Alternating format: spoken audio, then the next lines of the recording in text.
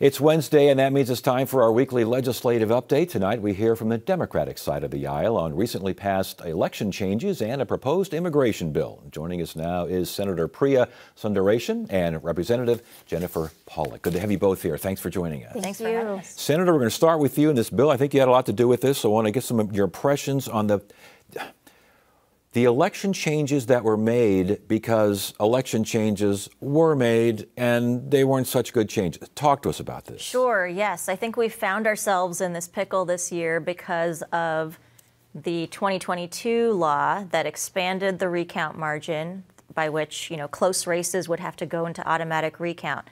Counties came to us in the fall to the legislature and started talking to us about changes that would need to be made in order to find additional days in order to be able to conduct the possible number of recounts that would have to happen, especially at the statewide level, the possibility of having our presidential electors not being sent to the Electoral College. But, thanks to consistent negotiation, we were able to pass the bill last week, and I think it's fair to say, from the Democratic perspective, we think that we were able to save democracy in Arizona by fixing the number of days that were needed and ensuring that voters were not harmed in the process. And in fact, we'll find out that we were able to make it so that more eligible voters will be confident that their votes were counted. Yeah, and there is some concern, though, that this does not make it easier to vote. And there might be some people, especially with curing times and these sorts of things in rural areas, especially Navajo Nation reservation. This does not make things easier. Do they have a point? Maybe a little bit. We did hear from our members from the Navajo Nation, Representative Sosi and Representative Peshlakai, that the Navajo Nation conducts their own elections on the 6th of August, so they would need to move their elections so that the people on the nation don't have to vote twice in a week's time. So I know that the leadership up there now is negotiating and trying to figure out if they are able to move their elections to align with our new date, which will be July 30th. Yes.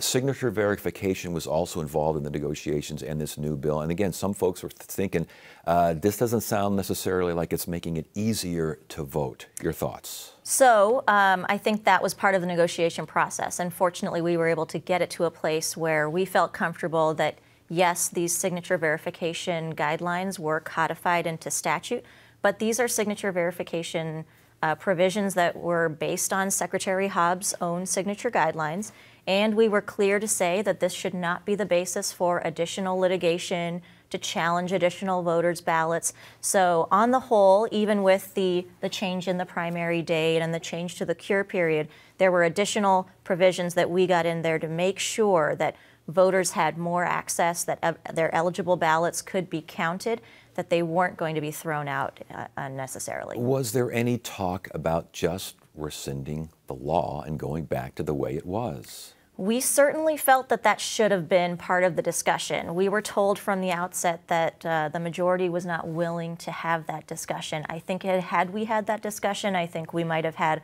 a little easier process to get to yes. But on the whole, the outcome that we have in this bill is quite good, and I think we can, voters can feel confident that their vote has been protected. Yeah, and the conversations in the House, what did you hear, what was heard? And obviously from the Democratic perspective, were there folks in your caucus that are basically saying, I'm not crazy about this? There certainly were people who were saying they weren't crazy about it, but thanks to the negotiations with Senator Sundareshan and Representative Tarek, we felt like the must-haves were included. So we were comfortable in supporting the bill. Yeah, and I noticed that some of this stuff reverts back to the way it was in 2026. What was the idea there? Yeah, the 2026 aspect, I think, that was a portion that in the final bill we removed because there was discussion about moving the primary even after this year in 2026 to May. We need to have that discussion. That's still a ways off, and so we may have to come back again next year and discuss when the primary, how early that needs to be moved. But For this year's purposes, this bill Right. didn't change anything post-2026. Using state and county buildings maybe as polling sites in future elections, that was okay by you? Oh, absolutely. I think that was that's something that was a great improvement from the original version of the bill, which would have conscripted schools to act as that purpose without kind of the approval of their own administrators and teachers. This is a better version, and honestly, as we know, vote by mail in Arizona is the #1 source of voting, and so that continues. Voting by mail remains the best option for voters. All right, we'll see how things go here once we start hitting primary season. Representative, let's talk about it's HB 2748. I hope we don't think of this, who knows, this might be a new number that we remember, similar to SB 1070. Sounds like this legislation is similar to SB 1070. What's this all about?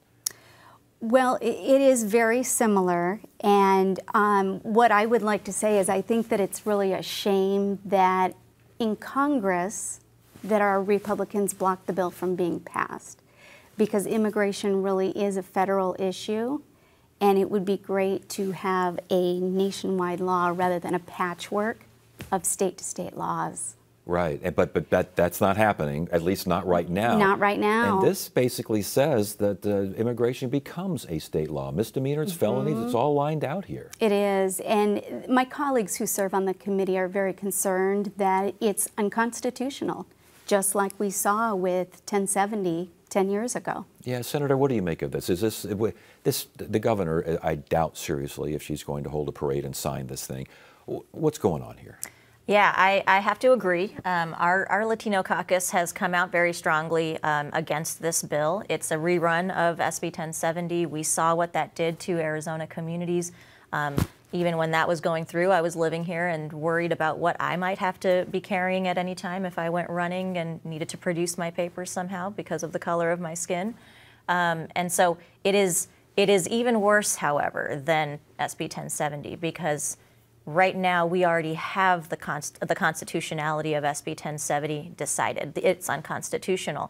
To be bringing that kind of attack on our population again is simply flying in the face of that. It's a racist approach. And yet Republicans at the state capitol are calling it vital legislation and saying that the consequences are dire because there is a, quote, uncontrolled tide of illegal immigration.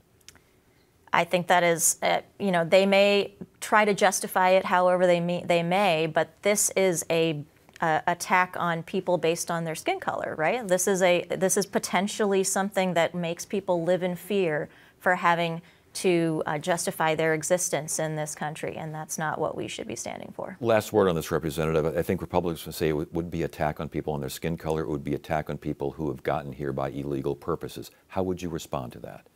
I think it would be hard for law enforcement to tell if somebody was here from another country or if they were born here in Arizona. Just by looking at them, there's no way they would know. Do you believe, and you started off by talking about Congress, and we'll end the conversation here. Is this entirely a congressional matter, a federal matter? Should the state have absolutely nothing to do with this issue? Maybe the state should support what they're doing federally, but I think that the law needs to come from Congress. All right, we'll stop it right there. Representative Jennifer Pawlik and Senator Priya Sundareshan. Good to have you both here. Good to meet you both as well. Thanks for being here. Thank you. Up next on Arizona Horizon, we'll hear about an effort to help Arizonans affected by living downwind of nuclear test sites.